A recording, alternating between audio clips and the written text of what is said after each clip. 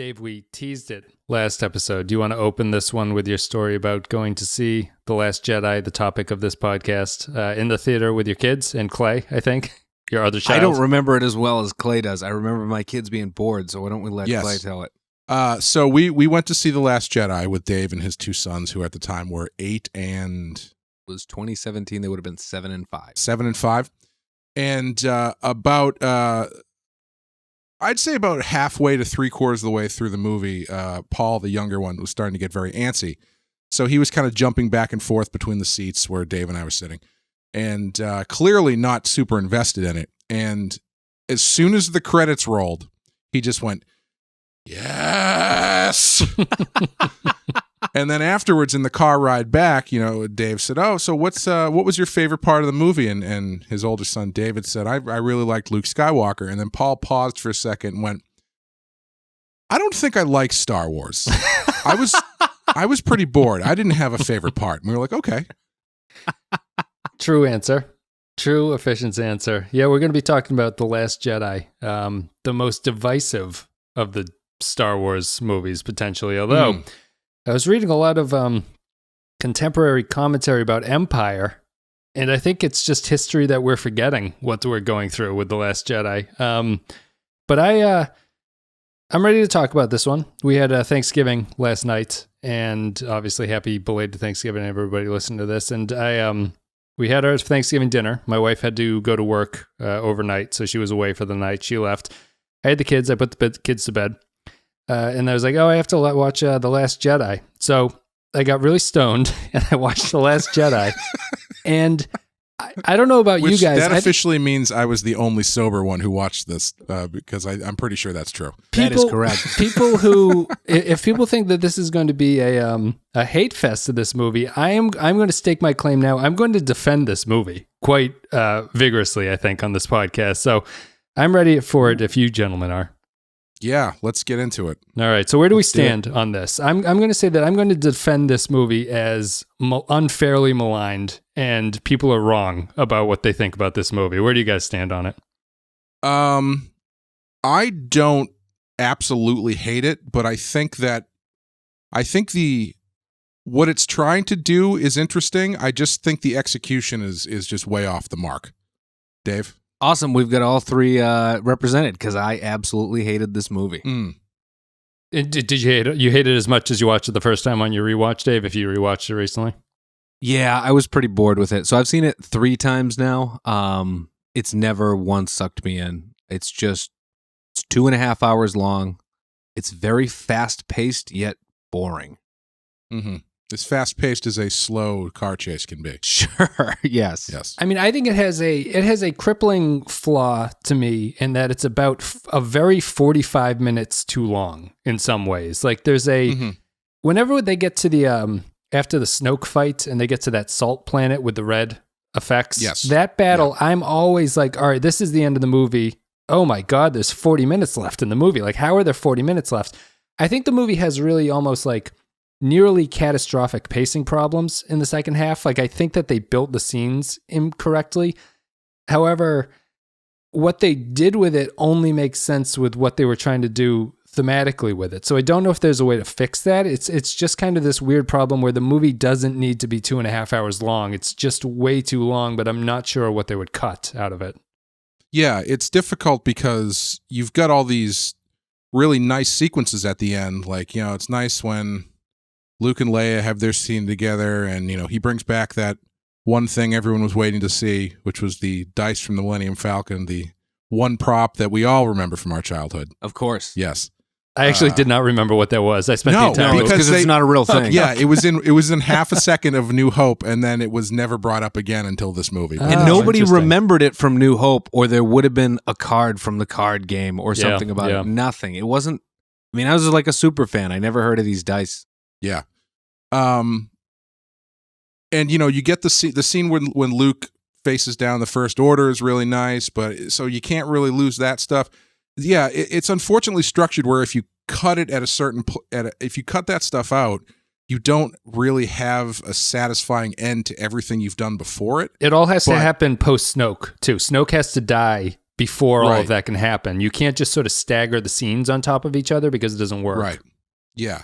You can't cut it because then you don't have a satisfying ending to the stuff that you've done before it. But that's assuming that you think all the stuff that they've done before it was worth doing, which I don't. But Who wants to start with this? I don't know. I have so many notes. I was really stoned, but I took so many notes, and I'm really surprised by how much I like this. I thought, you know why your kids? I'll start, I guess. You know why the kids didn't like this movie, Dave? This is the most sophisticated Star Wars movie. It's not for kids. It's not a space wizard movie. It's about something else than that. And who is this movie for? this movie is for people who grew up with the original series or the original trilogy and are now 40 years old.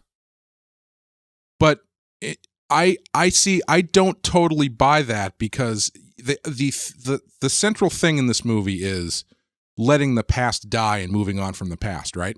It's maybe it's also battling against that. It also has the Rey point of view where it's worth going back for what's in the past. Yeah, that's where I feel like it gets kind of muddy, because you've got all of this stuff on both sides of the fence are people being like, you have to let the past die and move on.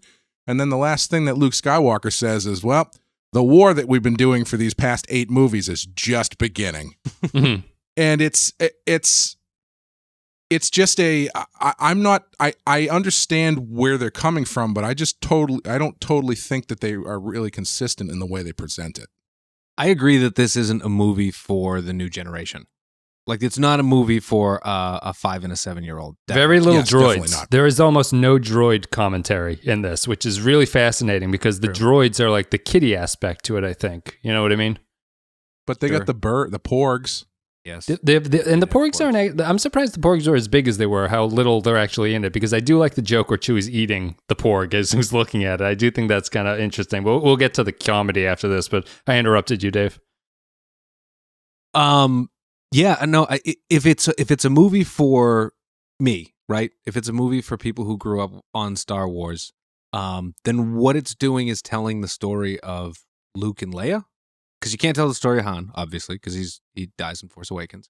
So you're telling the story of Luke and Leia, and maybe Chewbacca. And I think that the Luke story is very confused, and it doesn't know what it wants to do.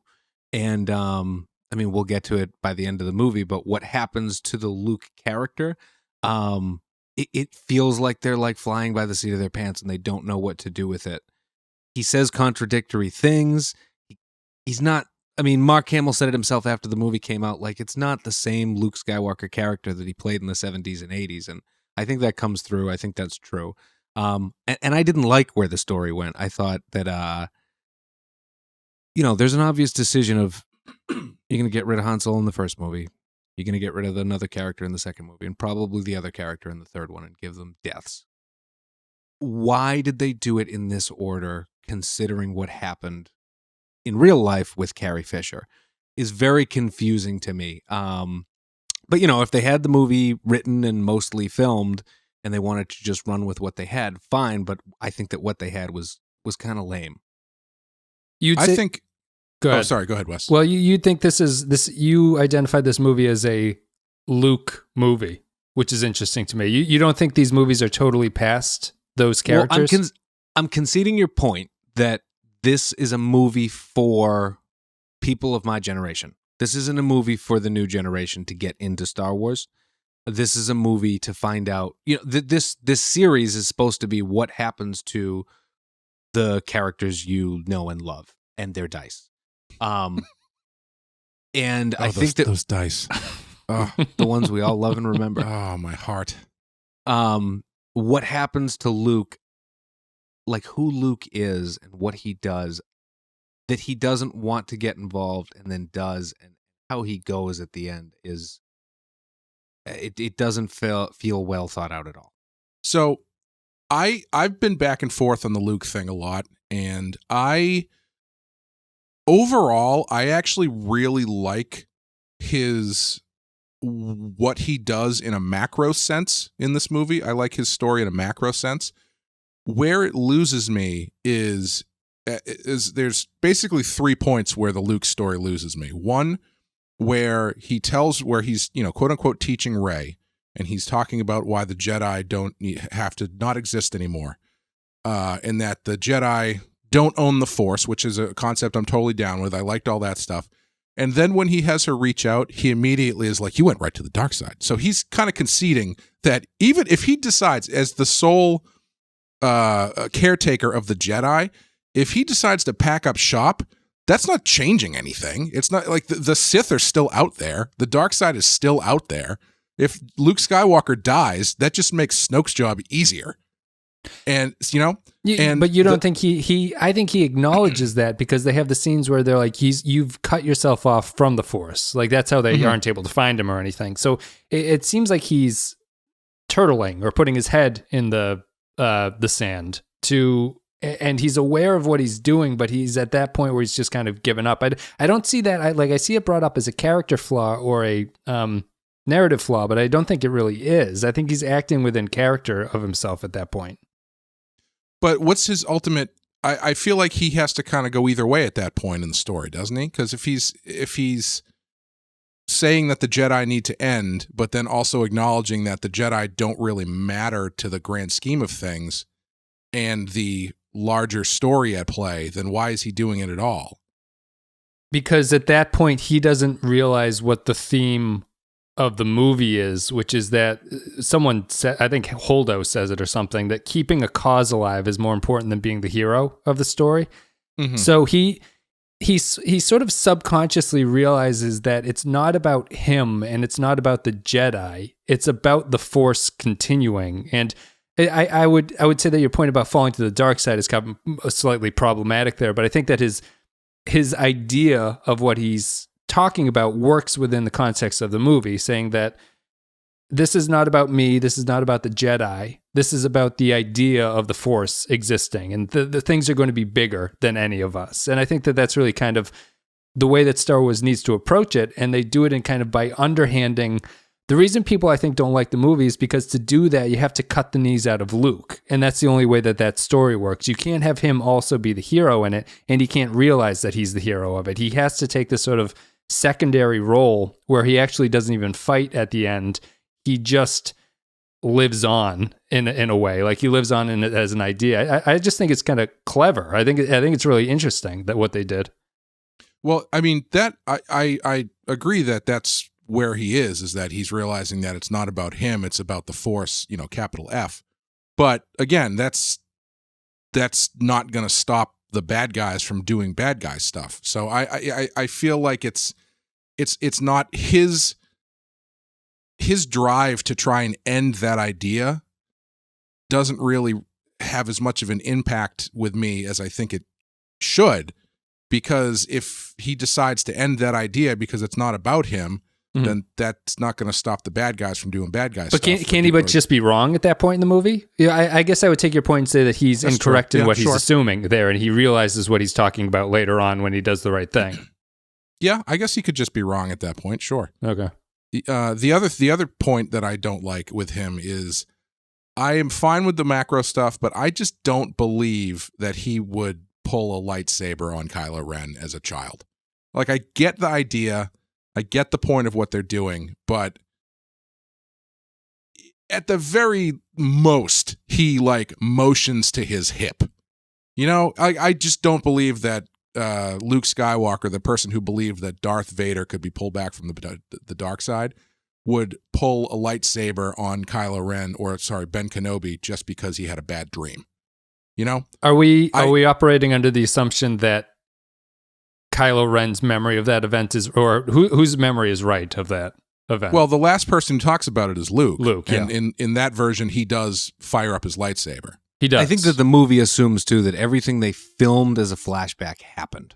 Because it shows you in 3 separate sequences, and it shows you progressively more of that whole story until it all comes together. So I don't think that what it showed you on film is supposed to be a lie from any character. Mm-hmm. Are you under the same impression? More or less, yeah. I always assumed that the story Kylo Ren tells is what he believes happened. The first story that Luke tells is a lie. Not a lie, he just doesn't tell the whole thing. Yeah, it doesn't tell the whole He story. does the Obi-Wan Kenobi thing of lying by not telling you the important But ultimately, stuff. the last one is the most truthful version of the story. You don't think it's significant enough that he hesitates at that point and realizes what he's doing is wrong? You don't like him drawing the lightsaber at all? I can totally see him thinking for a second, maybe I should do something, but having him actually pull a blade on this kid, I don't know about that. That's a pretty severe move to do there. I guess we haven't. I mean, you suffer a little bit from not seeing any of the post Jedi training after Return of the Jedi, where Luke sets up this temple or whatever and trains kids. You're operating in a tough spot where you have to assume that Luke has had some kind of ideology change over the course of that. Like he's seeing things. They don't really get into it, but he has to have built something into him to get to that point. I mean, on just a technical level, they have to do something visual that Kylo would see and react to. Sure. So I guess they're kind of stuck there, but I think it's really just the fact that you don't know what happened to Luke in this sort of like gray period between the Return of the Jedi and this movie or the Force Awakens or whatever. I'll say that I think that Luke pulling the lightsaber, it's controversial, but you can argue that it's within character because in the first movies, Luke's flaw is that he is impulsive and quick to violence. Fair. He runs away in Empire Strikes Back before Yoda wants him to fight Darth Vader and save his friends, yada, yada, yada. I think that the interesting thing about if you're going to tell the story of what happens to your Star Wars characters, the interesting thing is like how Luke becomes a nihilist, which they do through flashback. Because when they introduce him for the first half of that movie, Luke Skywalker is a nihilist. Only time in all of any Star Wars movie where they use a flashback, by the way, which is kind of jarring. Yeah. And I don't think that, it makes sense within the character. It's just, it feels kind of cheap to have such a turn in a character happen through flashback. I mean, you're doing it 30 years after, fine. I guess I can cut some slack. It's not the Luke. I guess I was answering your first question about who this movie is for and trying to answer why I didn't like it. The Luke stuff, except for the ending, doesn't bother me so much. And we're jumping to the end of the movie, but that Luke died in that last scene, I can't get over. Really, I just don't understand why. Why kill your character that way? So I don't mind the way that he dies. I honestly don't even mind the fact that he does die, given the story that they're telling. Sure, he's gonna in one of the three movies. But I think part of what bothers me about that is it speaks to my macro problem with the movie, is that it is a bad second movie. Because the end of this movie, it ends like the third movie in a trilogy. Like everything that happens at the end feels like a fairly final move. And I knew that I was in trouble as far as whether or not this movie worked for me the first time, because the first thing I thought at the end was, I don't really care what happens after this. I had no interest in the continuing story of these guys because it didn't feel like there was a story to continue. It felt like this was sort of the end of the story. And even now, watching it now, I feel like, yeah, I mean, it's so long because they end up treating it like a ending where it really should feel like sort of, you can move stuff forward, but ideally you're thinking it should be the middle part of a trilogy if that's what they're setting it up to be. I think that's interesting because Dave's perspective is funny because Dave, you keep talking about it as Luke's story, which is interesting to me just because I think to tie into Clay's point, the problem that it leaves you with, I think, is beyond this movie. It's the fact that the sequel trilogy hasn't done a good enough job of planting these characters as someone that I care about. So you, Dave, as an older Star Wars fan, are still like, yeah, but what happened to Luke? Like, why is Luke this way? I'm watching it as kind of a detached Star Wars fan, and I'm realizing that the characters that they've inserted are the lead characters. So I don't really care about what happens to Luke in this because I don't think it's Luke's story really at this point anymore. However, I find myself leaning towards Clay's point where it's like, what matters? It doesn't matter after this because I don't really care about Kylo Ren and Rey outside of how they're represented in this movie, which I think is really interesting. But after this movie ends, I don't care what happens to them at that point anymore. Yeah. Well, I think they make a huge story misstep by having Rey not join Kylo Ren when he reaches out to her after the killing of Snoke. I think that's the move that makes sense narratively to keep things going, keep it interesting. Because otherwise, if she doesn't do that, if she decides not to do that, then she's not changed at all in this movie. She's basically had people talking at her for 2.5 hours. Same with Finn. Finn's just had people talking at him for 2.5 hours, and every time he makes a decision, someone tells him it's the wrong one. And even when he tries to make the decision different from the way he does it at the beginning of the movie, he's told it's the wrong decision. Yeah. So I think you end up at the end of this movie with all of your main characters kind of in a really uninteresting space as far as character development goes. Because Rey is, you take away the backstory questions, and so now she's just sort of like the hero with a capital H, which I don't think there's, as much as I like her performance and the actress and stuff, I don't know if there's enough character there after this movie to make me think like, oh, it's going to be much different in the next one or anything. Finn, I don't even know why Finn's in this movie, frankly. Aside from the fact that someone needs to go on that side mission and just watch things happen for most of the movie. Poe Dameron, I guess, has decided to be he gets the entire fleet killed, and the entire resistance. Can I pause? Because sure. One of our criticisms, I think, that we all agreed with when we talked about Force Awakens, was that they really shrunk the scale of the Star Wars galaxy. Mm-hmm. And once again, they make that flaw again, where the whole thing is taking place among like a dozen ships, only 3 of which are rebel ships. And by the end of this movie, there are like 14, not rebels, resistance, sorry. Mm-hmm. There are like 14 resistance people left in the galaxy. It's over. But then they talk about, they try to end it on a high note. It's like 10 people, an old lady, and a dog is basically what the resistance is. I thought I kind of like this, like the numbers don't really make sense. If you want to think about it, like, how is this logistically happening? I guess you could make some kind of argument that this is like post to the original trilogy, and therefore everyone's been decimated and they're kind of like operating under the sort of ruins of what happened there. But I think the movie does a pretty good job of portraying the First Order as, just by like visually, size is impressive there. Like the size of the First Order ships just dwarf everything else to them. So you get this sort of like power sense from the two of them. I agree that, like, I'm not sure how crazy I feel about the fact that they ripped off a Battlestar Galactica episode where they're jumping, but they're somehow tracking them all the time. Mm-hmm. I thought it was fine. It feels like it's not the kind of plot that can really last 2 hours of a 2.5 hour movie. But at the same time, like, I think that I don't even need to abandon that point, but I think that, like, some of the biggest missteps that the movie makes to me are when it embraces this idea of what the movie is about, which is that everything is kind of a false appearance. Like, nothing is what you expect it to be. Nothing is truly the way that you're told something is going to happen is not the way that it's going to happen. The biggest plot misstep to me is the casino planet, because while that's a brilliant spin on nothing matters, because this entire subplot does not result in the outcome that they want to happen, they never get the code breaking technology.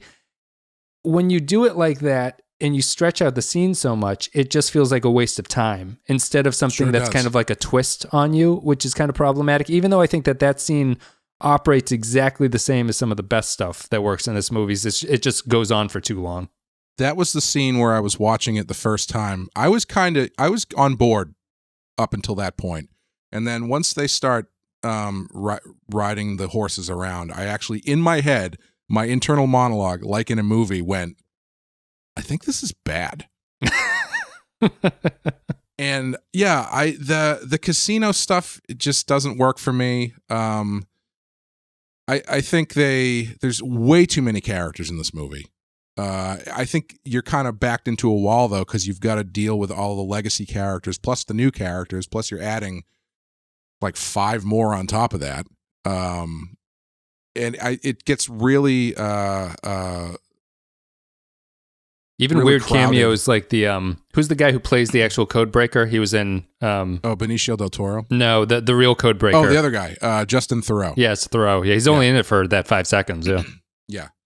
And it just feels like there's so much stuff jammed in there. And to finish my point about the characters not really being interesting at this point, the most interesting move that they make, I think, with the new characters is Kylo Ren essentially fulfilling his destiny and becoming a Sith by killing his master, and then saying it's time to burn everything down and forget it, and then immediately just falls back into the thing they've been doing for 8 movies. Mm-hmm. And it's so I don't really know what you're supposed to take from it as far as, and the messaging is kind of all over the place where, it has this weird streak about just follow orders and never ask questions and don't take any risks, which is really strange to me. Well, don't you, what do you guys think about this?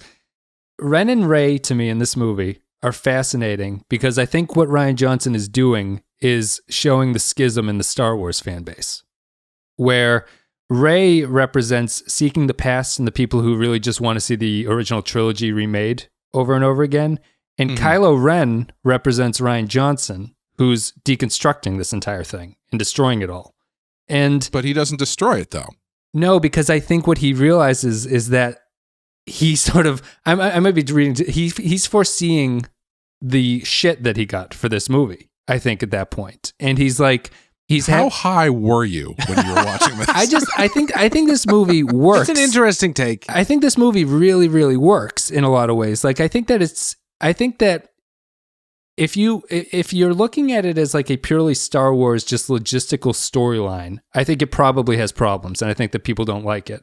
But I think that if you look at it more as like a commentary on the franchise, I think it's almost brilliant in what he managed to do. It doesn't mean it's a good movie, and I'll say this and I'll throw it to you. The big problem that happened in this movie is that Disney fucked up. This should not have been a main series movie in this style. They should have done this as one of the anthology films, and it probably wouldn't work because they can't use the main characters in that way. So it kind of defeats the whole purpose. But the problem is if Disney wants to protect their brand and just have the main 9 Star Wars movies all feel the same, even though Lucas fucked that up with the prequels, which are totally different from the original and all that stuff. If that was their goal, you don't hire Rian Johnson to do one of those main 9 movies, I don't think.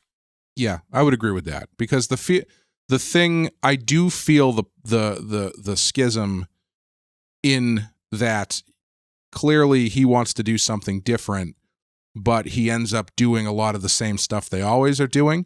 And so, I unfortunately, I think where that doesn't work in a Star Wars movie, like a main story Star Wars movie, because I actually think you're right. I think if they had just let him do this as a side story, it probably would have been great. There are plenty of characters that you could use that maybe aren't top level main tier characters. Let him do a story that takes place like after Revenge of the Sith during Order of 66 or some shit where there's like a Jedi left and deal with it that way, you know? But the problem with the pull from going both ways is that it's not really resolved, and it doesn't really come down with a resolution about that struggle. And I think that's one of the reasons why it feels so unsatisfying. So if they had gone one way, which was no, the old way is the way we should be going. The old stuff matters. Legacy matters. Blah blah blah blah blah.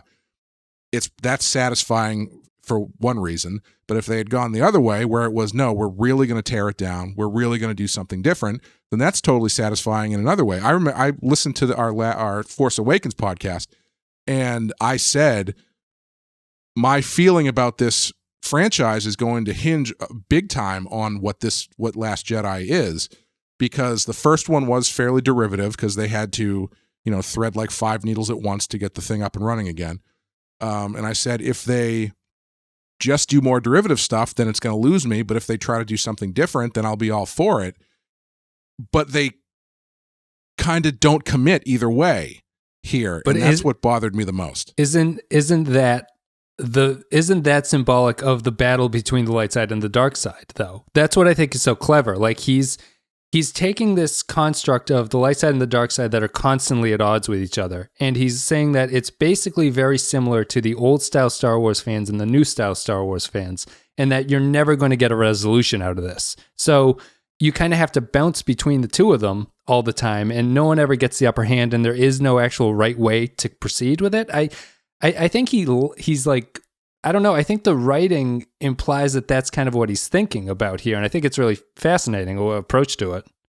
I mean, maybe, but that does not for a satisfying movie make, unfortunately. No, that's what I'm thinking too. Like, that's a little too masturbatory for me. Like, just give me a good movie if the fans hate it. And that's a problem Disney has, and that they had with this movie big time, is they reacted so hard, at least it came through, that they reacted so hard to the criticism for Force Awakens. And it was just way too reactive to it. Just give me a good movie. People aren't going to like it, but like, that's what you should strive for as a director and a producer and a studio, is give me a good movie. So that's the interesting part, though. That's the, like, I would agree that Rian Johnson is not the best for this. However, at the same time, I have a hard time wholeheartedly saying, give me the corporatized Disney take on the Star Wars film. Like, give me what I want out of this series, because that at that point, it doesn't feel like maybe the Star Wars movies aren't supposed to be artistic. You know, like, is there anything that you're left to do there, or we just want to see Luke fight with a lightsaber, do his thing, and not have any sort of commentary on it? And I guess if I was Disney, I would brand this so that the main 9 were just that kind of Disney-fied stuff. Like, it would just be a Star Wars story that people were expecting, and you can do anthology stuff, but they feel that they screwed up the anthology stuff so much that they can't fix it. And I'm actually more worried that I think instead of what it did to Force Awakens, I think this movie is going to have a horrible impact on the Rise of the Skywalker when they overcorrect for what happened in this movie. I completely agree with you. Yeah, I'm curious to see how that ends up shaking out as far as the next one goes, because okay, well, using Kylo Ren as an example, right? It's based on the trailers, he's got his mask back, which him busting the mask up is a very prominent point in this movie.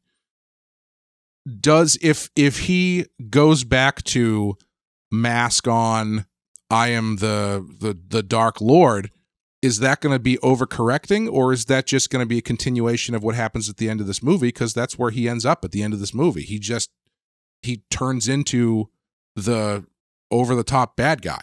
He loses a lot of his, I think anyway, he loses a lot of his interesting ambiguity by committing to one side so hard and in such a classic Star Wars kind of way. Sorry, go ahead. Go ahead. No, go ahead. Well, he can become a complete nihilist, and I think it will build off of this movie. If he abandons empire building and just becomes some sort of like agent of chaos or total destroyer of worlds type character, I think that fits his characterization here. And that's super cool. I would love it if they did that. Yeah. I don't know if they're gonna, unfortunately, but I'm worried about the mask being rebuilt. That's such a overcorrection there. It's like his. Well, I think, unfortunately, for me anyway, while I am totally fine with the things aren't what you expect them to be, they're just so overly cute about it in this movie, and it's they don't zig and zag, they just keep zagging. It's like every single thing, it's got to be an inversion, or a subversion is the word everybody likes to use. But yeah. It has to be a subversion of your expectations every single point along the way. I feel like you can get like a handful of those and it's fine. Mm-hmm. But if you just keep pulling the rug out from under people, it feels like you're only doing it for your own enjoyment and not so much the enjoyment of the people who came to see stuff. Like I've said previously, the thing subconsciously that affected me the most is my favorite thing in the world is a lightsaber battle. Like a good lightsaber battle with like emotional stakes is fantastic. There is only one point previously I thought it was 0, but there is actually one point. There's only one point in this movie where 2 lightsabers touch, and it's in a flashback for half a second. Mm-hmm. And so when I came out of that movie, there was something that was like subconsciously wrong with it. And it was like a few hours later when I realized what it was. And I was like, man, yeah, I mean, it was just, I think I don't think it's an awful movie. I just think it's an unsatisfying one. And I'm on board for a lot of the stuff that people don't like. Like, I think ultimately the idea of the Luke stuff, like I said, is good. The last problem I have with it is actually the fight with Kylo Ren. And it's not because they don't actually touch. I think that is really good. I actually like that a lot. That's an instance of them being too cute, because he can't just show up to fight Kylo Ren. He has to show up having stopped to get a haircut, to dye his beard, to change his clothes, to piece back together. And I obviously know this isn't what happened, but it's using the lightsaber that 2 scenes ago got destroyed. It's like, fuck it. Fine. Yes, he's a force projection. You don't have to be so cute about it that you spend the whole time watching it going, why did he cut his hair? Mm-hmm. You know, like, why doesn't he use the green lightsaber? Or, honestly, he shouldn't, if you want what happened in the past to have resonant thematic sense with what happens this time, Luke Skywalker should not fire up his lightsaber in that fight with Kylo Ren. You know, I think that all links to, though, that it relates to. There's a and I would agree with you. I think one of the weakest points of this is the I wonder how much would be fixed if you took out the bad jokes out of this movie. Are the bad jokes? It'd help. Welcome to episode 1, Terrace. It'd help. I mean, I think the humor in this is, I don't know. Well, Dave, I'll throw it back to you, but I just want to say that there are 50% of the jokes in this are very obvious that they're jokes, and 50% of them are meta-contextual commentary on the Star Wars thing. And I think that the sly meta commentary really works in this, but I think that the scenes where it's like they're the Finn and the Rose are watching that girl on the view screen who's in like a battle, and she's talking the big-eyed person. And she makes some joke about getting laid or something, and they look at each other. Like, that's a terrible Star Wars joke. It doesn't belong in the Star Wars, and it distracts you from it. About 50-50 are the takes for me. But I think that my example of a good joke, that ties into Clay's thing, is when R2 shows the original New Hope footage of Leia that he has, and he shows it to Luke in this movie. Luke has a line, he says something that's cheap.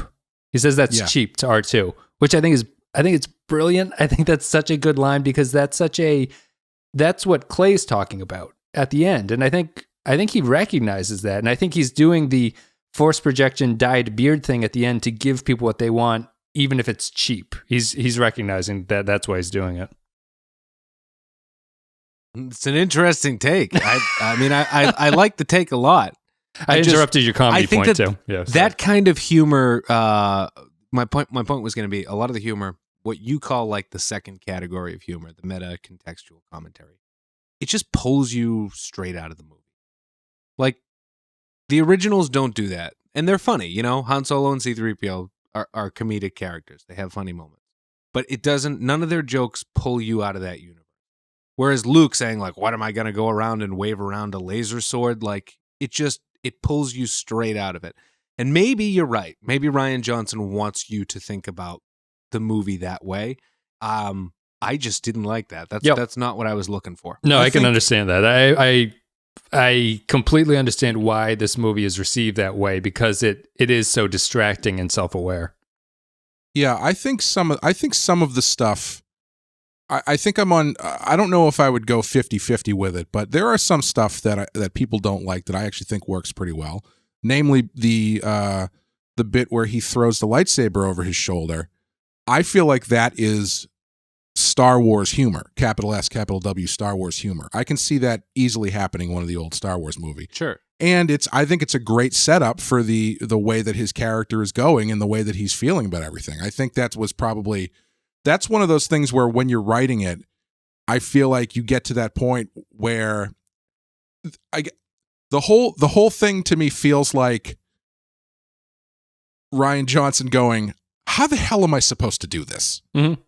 And he just decides to do the opposite of everything, which is fine. But it's like, I feel like 2 more drafts of this where you pull back a little bit on that stuff, and it would really tighten it up a lot.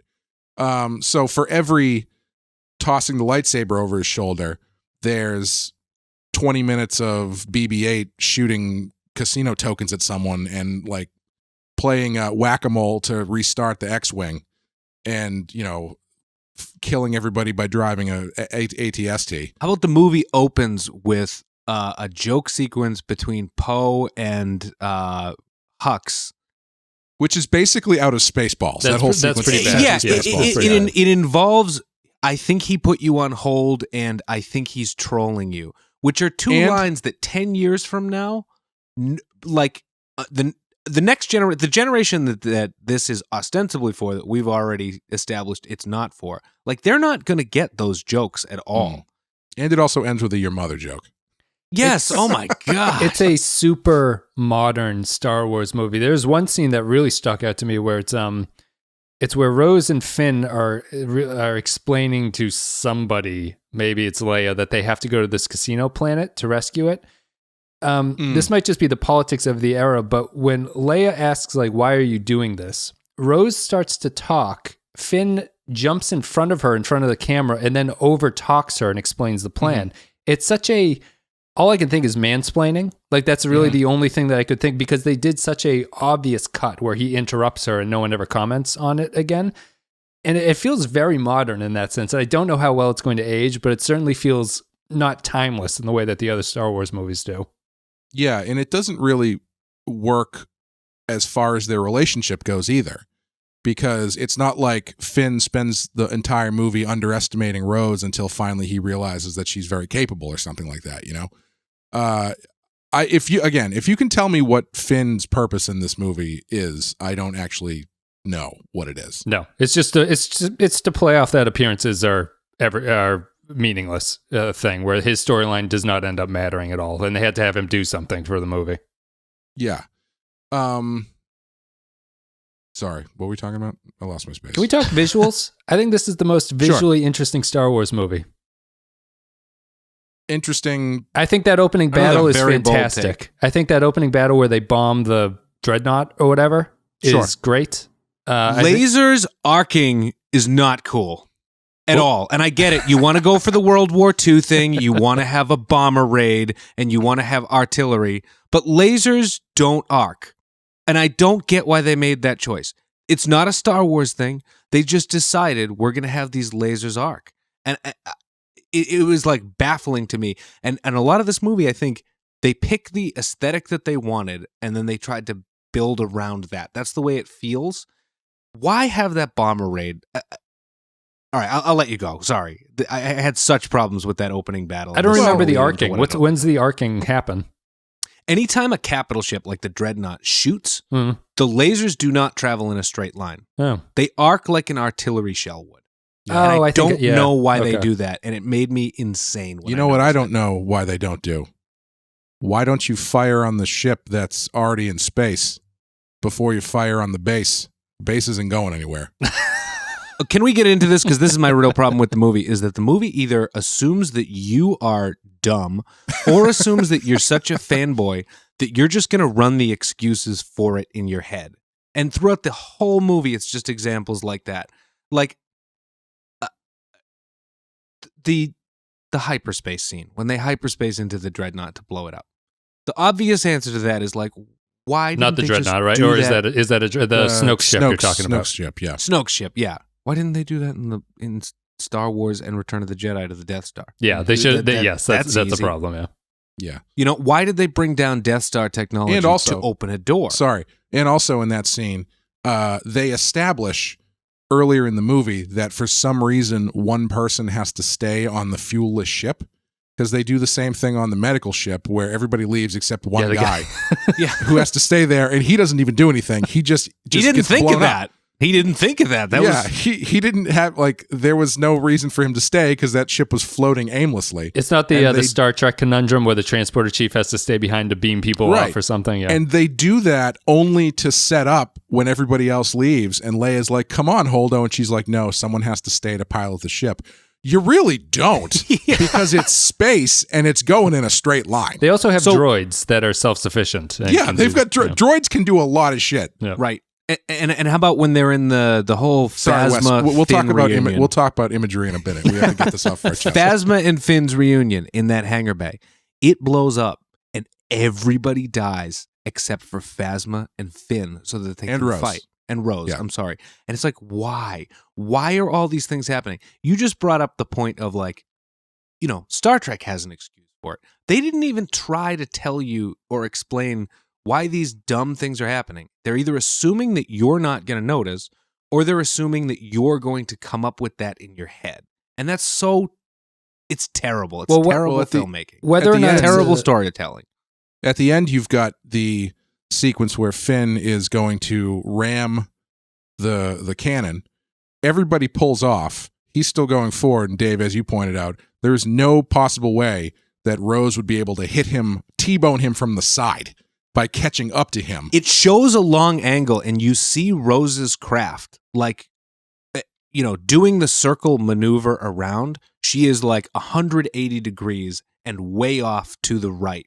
And then the next cut is her ramming him. It's like, did he just slow down and did he just idle speed into it? Was that his plan? And then after that, he manages to drag her lifeless body back to the hideout, which is at least like 800 yards, if not more, like maybe a mile away.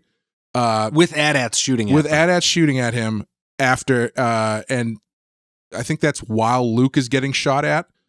So it's just, he's traveling a lot of ground. It's the same problem they had in Rogue One, where it's like the characters are at point A, they have to get to point C. Going to point B first would be too long, so we're just going to be like, what if they just get to C? But even that's not, I mean, you can, I think that a lot of that stuff you can kind of hand wave, like you're saying, Dave, you can hand wave it if that's what you want to do. In that scene with when Rose T-bones him, though, thematically, she T-bones him and then says, saving what we love saving what we love instead of killing what we hate. Trying to save what he loves is exactly what she stopped him from doing at the beginning of the movie. He's trying to leave the ship to go save Rey. And she stops him from doing that. And then at the end, this is her big revelation to him, as though that's supposed to change his mind somehow. And it's a nice scene. It's a nice moment, but I don't think that thematically is resonant at all. I'd probably chalk that up to the same as Luke. I would say it's a mind change. I think they're just not clear about whether or not they're changing their minds. I have more of a problem. But Rose doesn't change her mind through the entire movie. Her entire thing is always saving. She saves the kids. She saves the things. Mm-hmm. Her angle doesn't waver. And so when you get to that point where she sums up her whole thing at the end, it's just like, okay, you've saved what you love by possibly killing him and yourself by knocking him off of, smashing into his vehicle, which probably should have killed both of them.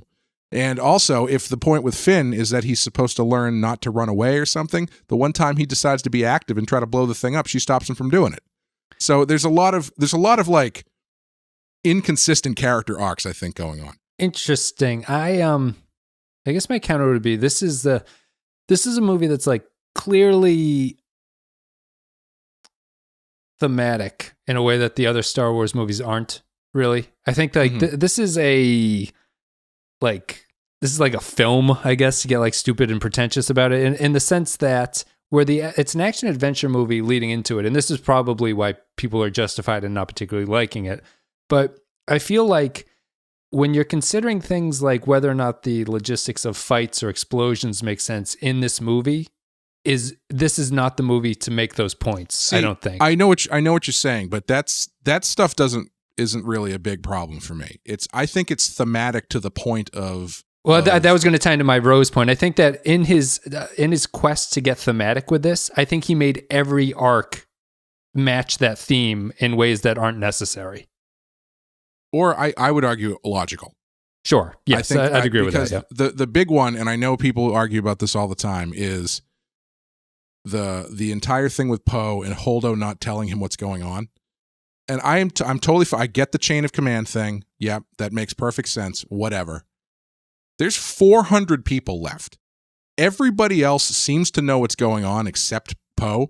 And Poe causes a mutiny, which could be easily stopped, and hundreds of thousands or maybe not hundreds of thousands, but a lot of lives could be saved if she had just told him what was going on. How many people are in that mutiny, though? Well, do you ever get a Like, good sense of it? You get it's like 5 people. Five but people, the point is there's only 400 of them left. Yeah. And he's like the number one commander. Right. Why I understand chain of command, but there's chain of command, and then there's just doing it because you're being an asshole. You know, like that.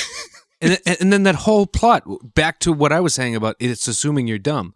That entire subplot, her not telling him. The plan she doesn't tell him is the Empire is only tracking the big ship, and it's not tracking anything else, even when they're passing by a planet. It's like, why? Why would you not do that? You can track them through hyperspace, but you're just not going to track any small ships that come out. It sucks you out of it. What I want out of a Star Wars movie is I want to be excited when I leave, because I want to be excited about that universe, because that's what Star Wars does well. And this makes that impossible. You can't get sucked into that universe because they're continually making jokes which are too modern and don't feel like Star Wars. And then the actual plot, if you try to follow it, it's too small scale, and there's too many holes in it. It just doesn't really add up. For instance, I think it's thematic to the point where it's not really caring about a lot of story logic. Yes. And I think in a movie like this, unfortunately, that's nothing but a detriment. But the biggest one being they only have X amount of fuel. So you've got this thing going on where they can't jump to light speed, and they have to keep on a very specific course. Yet Finn and Rose can get into like a dinky little whatever ship and light speed the fuck out of there. And then when Rey comes back, she just light speed drops in, shoots herself out of an Snoke's escape pod. Yes, shoots her escape pod down onto Snoke's ship, and then Chewie just light speeds out of there. The fact that Finn and Rose can actively leave that thing and then come back just feels it breaks the tension of this chase that's going on if you can very easily enter and exit the chase situation at will. Yeah. Honestly, I was distracted by the fact that, is this the first time they've ever brought up fuel in Star Wars? I think so. Yes. Yeah, I found that more distracting. I actually didn't even really intellectualize the fact that people were leaving. I don't know if that bothers me as much as the fact that just fuel exists in this universe, because they seem to have no concern about fuel. They have to use the extra can of Schwartz in the glove compartment. Yes, that's right. Yeah. You got to. They should have made the joke put that nitro in there. About. That's why you don't put just $10 in or whatever he says.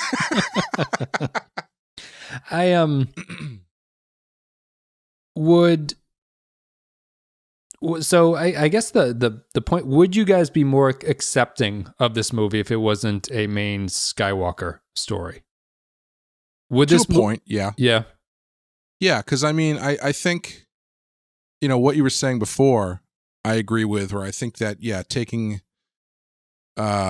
taking those big chances and that's not the way to put it, because you want to see a movie where they're taking chances, but taking this much of a look inward, it feels like the wrong time to do it. That's not to say that everything in the movie doesn't work, because as I said, I think there's a lot of stuff that does, and there's a lot of interesting threads that they do put down. It's so muddled up by other stuff that is very feels kind of navel gazing to a certain point, that I think that stuff probably would work better in a side movie. I know this point's been said by famous directors recently about the Marvel movies, but they feel like rides. They feel like a 3D interactive ride more than a film. And I agree with that. Would you count this one? I would say this is the opposite of that. No, it felt like that to me. It's like action scene, then fight scene, then chase scene, and then back to action scene. And the driving force behind what is driving the actual plot of the movie and all these action sequences, it doesn't add up and it doesn't make sense. It's not tight.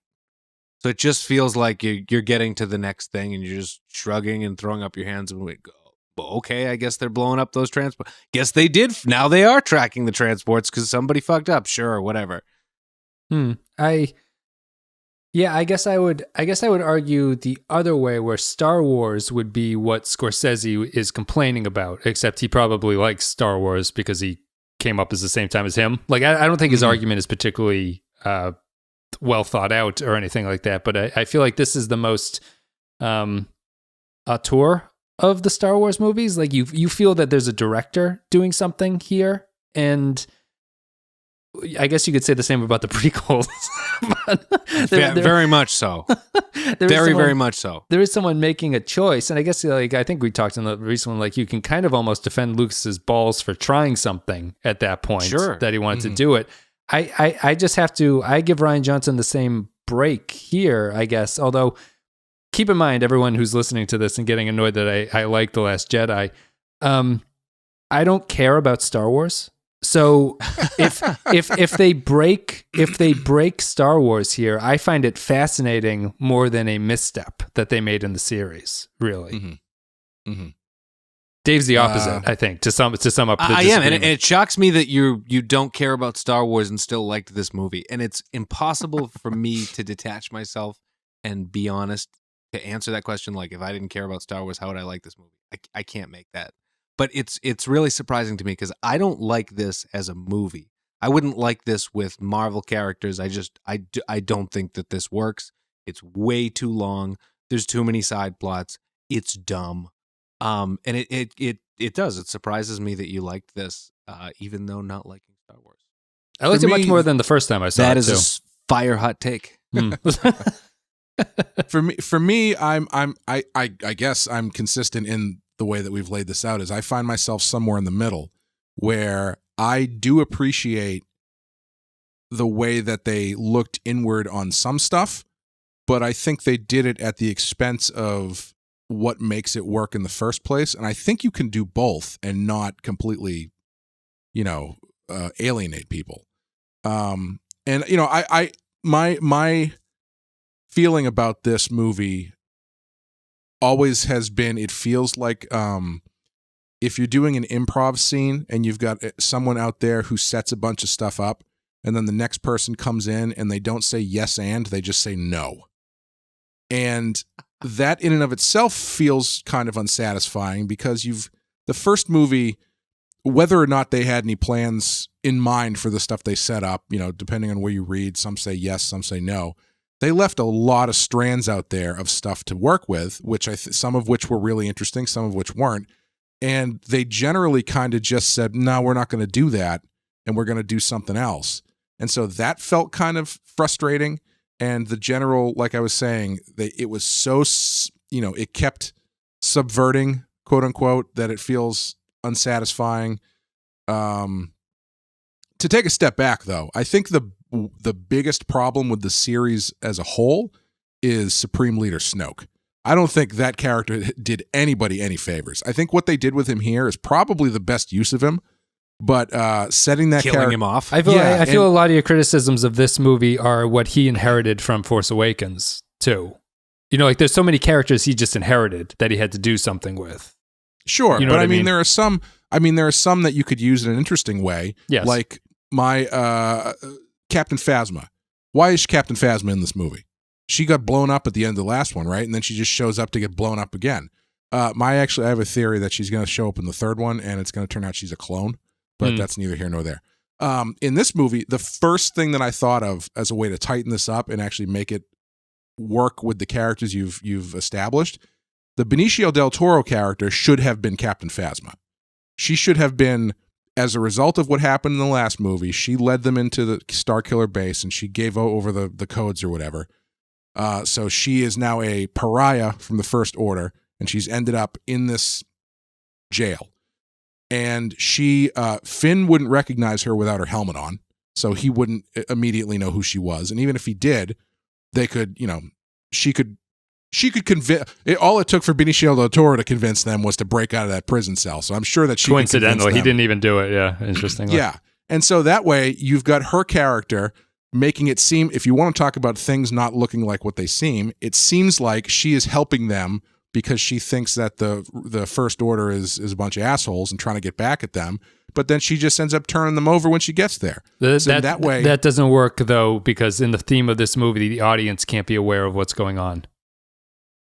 Once they can't. Yes. If you're gonna go with what Johnson is doing here, I don't think you can ever allow the audience to be aware of something that the characters aren't aware of. So you're telling me that you didn't think that you thought that the Benicio del Toro character, who, and this is not my quote, it's from somewhere else, literally sounds like a snake when he talks, was not going to turn them over?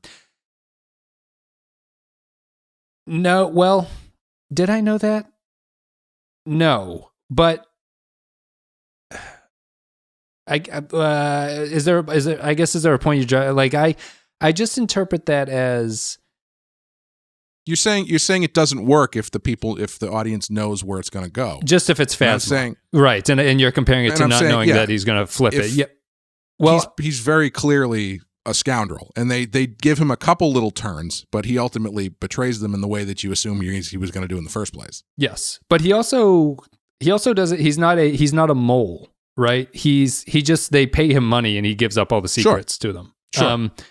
I think I'm arguing more of like on like a narrative story structure level. The audience is not aware of what his true intentions are, even if you can predict what he's going to do. So it's different from Phasma, where I guess it would work if you were able to hide Phasma, but everyone knows who that actress is. I think you can play it. I think you can play it as though she is,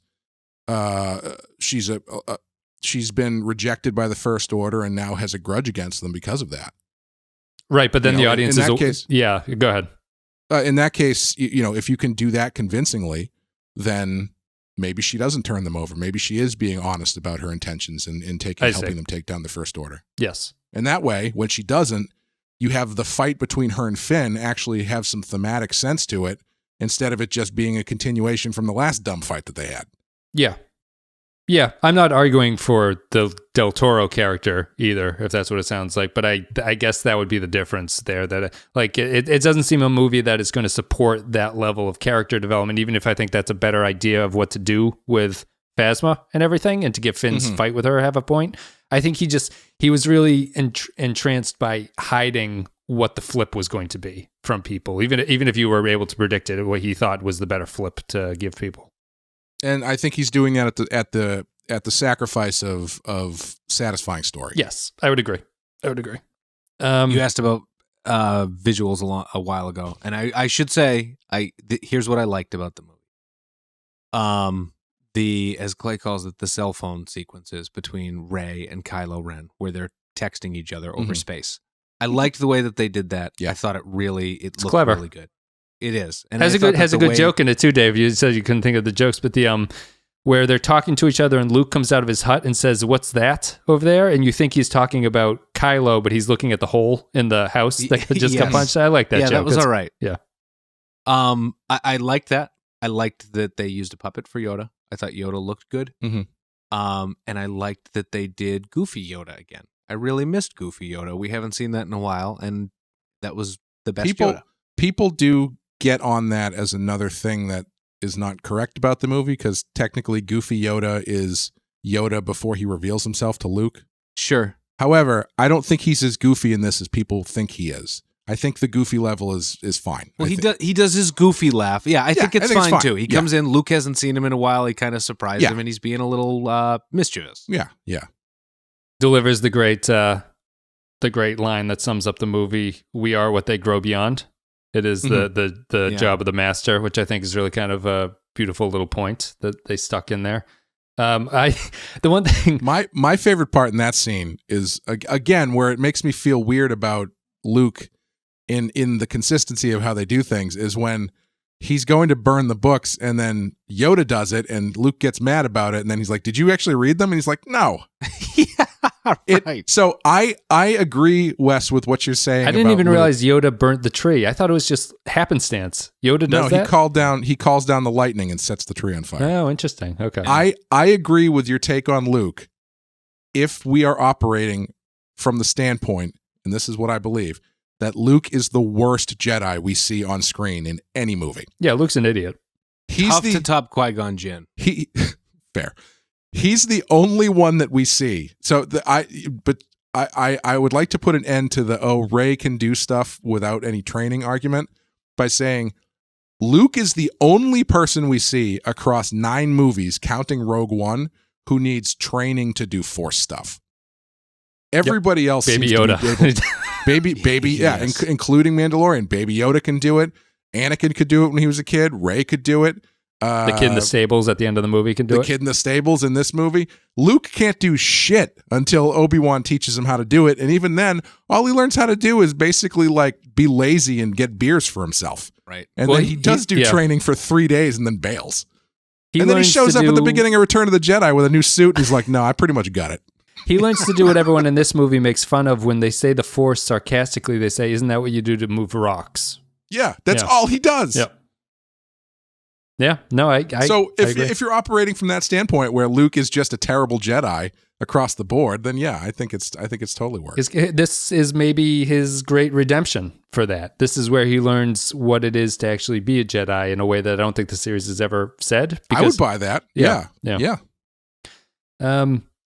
Do we have anything else we want to talk about? I've gone through all my notes. I mentioned all the visuals. I like the salt mine or the salt fight too. I like the color that they use there. It probably isn't going to age well, I don't think, but I like what they were trying to do with the visuals of the red shooting up and everything like that. I think it looks nice. So my opinion on that, I think there's a little too much red.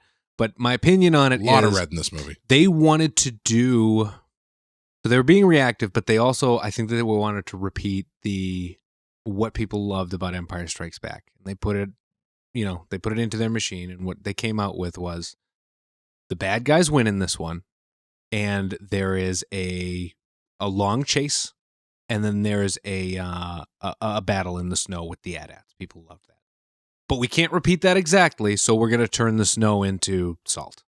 Mm-hmm. It felt kind of cheap. Like you have the trench warfare against the AT-ATs, mirroring Empire Strikes Back, on a white background, and then it just becomes red. And maybe this is, backing up your point about what Rian Johnson is trying to do, and that they're literally tearing up the ground of Empire Strikes Back with something new, and more colorful. But I thought it was kind of cheap. I just don't like the insert shot where the guy's like, salt. Yes. Like what? Why? Who? It's not like you the First Order gets down there and they're like, we can't operate our weapons on this because the alkaline content. Damn these slug troopers we ordered. These slug troopers just can't handle the salt. The slug troopers and the clam troopers won't work. But the French fry troopers are tasty. Outside of that, we didn't talk about a controversial scene yet, which was the Leia non-death scene. Yes. The Mary Poppins scene. Yes. What did everybody think of that? I don't mind it. I'm not a fan. I don't know. It just, what makes you not mind it? Because I'm assuming you don't like it, Dave. I don't. I mean, is there something specific I'm supposed to not like about it? I mean, no, I'm just I don't know. What's your take on it? Is this her first demonstration of force powers? Yes. More or less, yeah. Okay. She talks. No, well, arguably. So she talks to Luke through space when they're leaving Bespin in Empire Strikes Back. True. And kind of in Return of the Jedi, but you could argue Luke's reaching out to her instead. Also, no training. She just, osmosis, I suppose. If you just hang out with Jedi all day, you're going to pick up a few things. That's the same way Rey learned how to do everything, by watching other people do it. So shut up, everyone. You know what I like about, more than the Leia thing, what it ties into is the Yoda burns down the tree instead of Luke when he goes up with the lantern and is like holding it, but he doesn't actually do it. It's the fact that it really hints at what the movie's going for, where Kylo has her in his sights and he does not fire, but then the two ships on his sides just fire anyway and do it. It's like it's that subversion, and I like that idea of him not actually being responsible for it. And Leia survives, she exposes her force powers and comes back and whatever. See, I think that's also a good example of where I think they are going for cute subversion at the sacrifice of story. Because 100%. As soon as you do that, you've now written yourself into a corner where Princess Leia has been sucked out into space and should be dead. So how do you fix that problem by having her do something that is unlike anything that anyone has ever done in a Star Wars movie before, and feels very unsatisfying because you are kind of ignoring the consequences of the thing that you put out there by being like, well, she can fly now. Yeah. My problem with it is I think that it is cheap to the point of being disrespectful. That like 9 months after Carrie Fisher dies, they have a scene in which they show her lifeless corpse, and then the violin swells and she comes back to life and she ends up not dying. It just felt like watching it in the theater. I remember thinking like, ew. The magic of movies, Dave. What are you doing? Everyone lives forever. It was the CGI corpse, Dave, is the difference. So it's fine to do that. Fine. That's like when Dark Knight came out after Heath Ledger died, and there was one scene in the movie where the Joker is in a body bag for some reason, and everyone was like, are they going to cut that out? That's really, we shouldn't show him in a body bag. He's dead in real life, you know. But yeah, it's. I think it's that scene. I think that is what is unsatisfying about it, is that the more they do that, it's just really, it's like hitting a one of those paddles with the ball on the string at the end of it. It's like they hit it at you and then they just pull it right back. And after a certain point, you know, your dog is going to stop noticing that you're doing it at all. Yeah, I think we're running into they released a TV spot or something for the Rise of the Skywalkers. Like, I don't want to get into the mindset of all this series has to do is have a lightsaber fight and then play Duel of Fates on top of it. That was pretty rad, though. It is good. I'm an easy mark. I'm not denying the effectiveness of it. Yeah, but it's tough. Like I like. It makes me wonder how much of that ad spot is just them seeing the reaction to this movie and going like, just give them what they want. Like, just chum the waters with this red meat and we'll see what happens. You know, I hate to say again what I said in the last one, but I think what happens in the next one is probably going to affect my feeling about this one as well. Where, you know, I don't think I'm ever going to love this movie. I think I really do like a lot of the things that they try. You know, I don't think it's a character assassination of Luke in the way that a lot of other people do. I think his arc is probably my favorite thing in the movie, honestly. But yeah, depending on where they go in the next one, if how much of this they backtrack on, or if J.J. Abrams and whoever else is writing it can step into the improv scene and take the thing that the guy said no to and be like, all right, we're not going to just say no and go back to what we started. We're actually going to build on it. Yeah. Last topic before we go to final thoughts, because everyone talks about this, the throne room fight scene in Snoke after Snoke is killed. Thoughts about it? That was fine. I was bored through it. I didn't like. It felt like I really didn't like the Imperial Guards. How every single one of them had a different weapon, like they were Power Rangers. That does. As soon as we were watching that together, I was like, "This is all stuff Dave hates," and I was like, "I'm right there with you." I didn't love it, but I was like, "That's stuff I know that you really don't like." Yeah, and just the visual of the red, I don't know, curtains burning around it, the ultra choreographed fights. It's not something I go for. Yeah, Dave, what's your favorite kind of Star Wars lightsaber fight? I don't know if I remember this. You probably mentioned it because we've seen virtually every iteration of what you can do with a lightsaber. I think the best ones are. And is Empire this a Strikes Back lightsaber and fight? Return of the Jedi. Is this? No, it's not. We had this debate on the Discord. Is this a lightsaber fight? It's a fight featuring lightsabers. Yeah, so do two lightsabers have to hit each other for it to be a lightsaber fight? Yes. It's like pornography. I know it when I see it. It's executive produced by lightsabers. It's not a lightsaber fight. I know it when I see it, and I want to see it a lot. Empire Strikes Back is the best lightsaber duel. It's tense. It's filled with dialogue. It's not super choreographed, but it feels like there are stakes to it, and limbs get chopped off. Yes. I mean, a guy does get a lightsaber through the brain in this one, but yes. True. You know, I think a guy gets cut in half too. Yeah. There's some pretty inventive ways of killing people with lightsabers. Not to just jump back into this again, but like that's a really good instance of where I think they kind of go wrong with some of the characters too, because every time Rey picks up a lightsaber in this movie, she does it out of anger. And having her, if you're talking about not having her do what people think she's going to do, or not having the characters do what you think they're going to do, she's there to try to turn Kylo Ren, but she is only acting in anger every time she picks up the lightsaber. So I think she should have gone with Kylo Ren. That instantly opens up your world 1,000 times into stuff that we've never seen before, instead of just locking it back down into the same thing that we've seen over and over again. I think that would have been the most subversive thing they could have done, and they chose not to do it. That's You true. know what the fight really reminded me of in terms of choreography? Have we all watched Game of Thrones? Yes. Remember the who were the three sisters, the snakes? Oh, yeah. Serpents? The snake ladies. Yeah. What are they called? Desert sand snakes, right? Sand snakes, which I hear is a great. I never read the books, but I've heard from people who've read the books that they're amazing characters in the books. In the show, they do like ultra choreographed whip fights against people with swords, and it's like really, it looks like they're dancing, and that's the way that the throne room fight felt to me. It looked like a dance scene rather than like a fight where people die. Yeah. Yeah. I one of the things that I liked so much about the last one is the fight at the end does have that level of emotional weight to it. And it's between two people who are not particularly good at lightsabering, either because they've been shot in the thigh 40 times or because it's the first time that they've used them.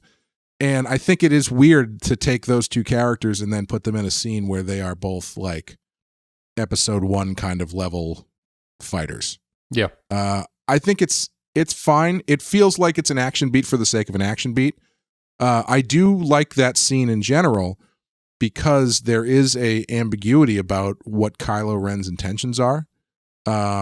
Because you think that he is doing it to save Rey, but what he is actually doing is he's actually going further into the dark side by killing his master and becoming Supreme Leader Ren, I guess. Yep. And ultimately, the reason that my answer was like a snore is you kill the villain at the beginning of that scene, and then you fight the villain's thugs for 20 minutes. There's no stakes to it. I know that the thugs aren't going to win or do anything That's to fair. Kylo Ren. That's fair. I just want them to get out of that scene. Yeah. Bye.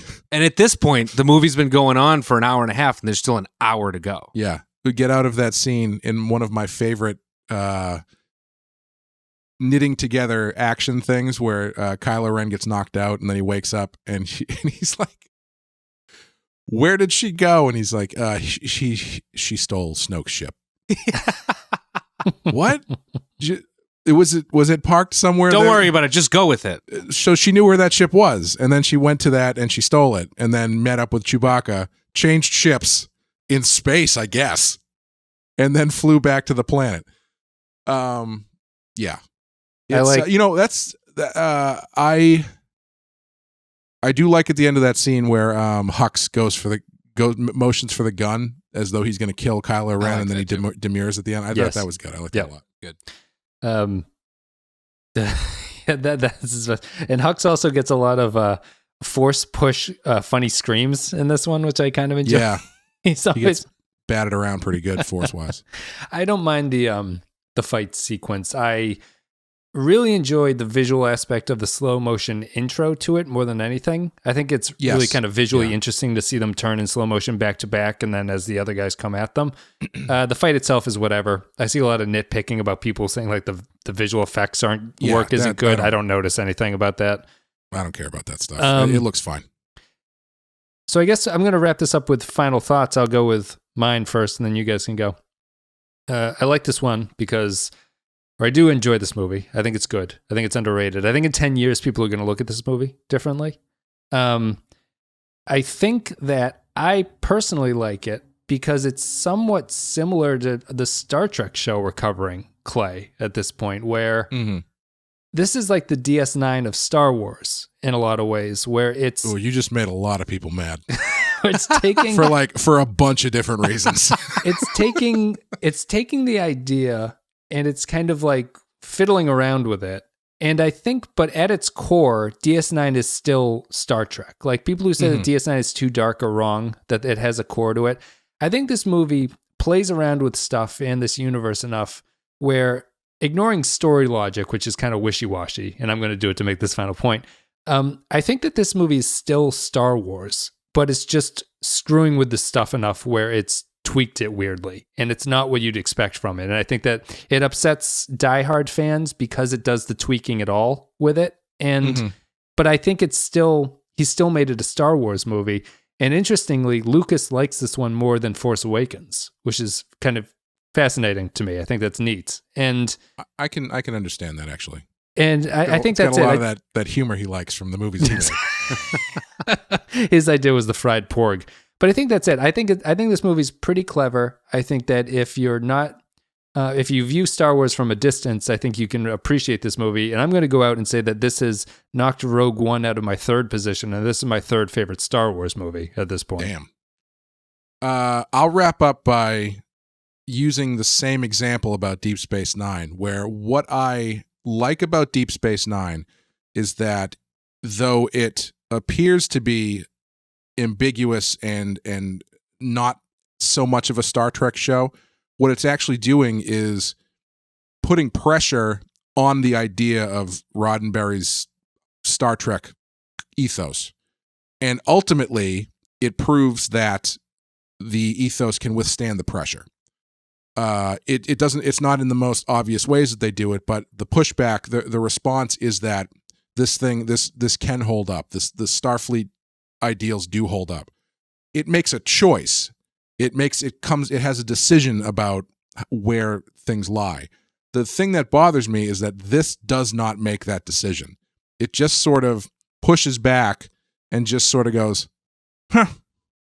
And that's what I find so unsatisfying about it. And I understand what you're saying. I think the pushing around is fine. I think it's totally fine. It's just, I think it pushes around. It doesn't really make a stance on what it thinks about it.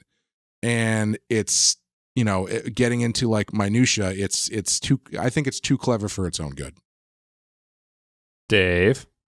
In summary, this is a bad movie because it has strong female characters and is trying to convince us all to become social justice. I saw a black in the movie fairly prominently.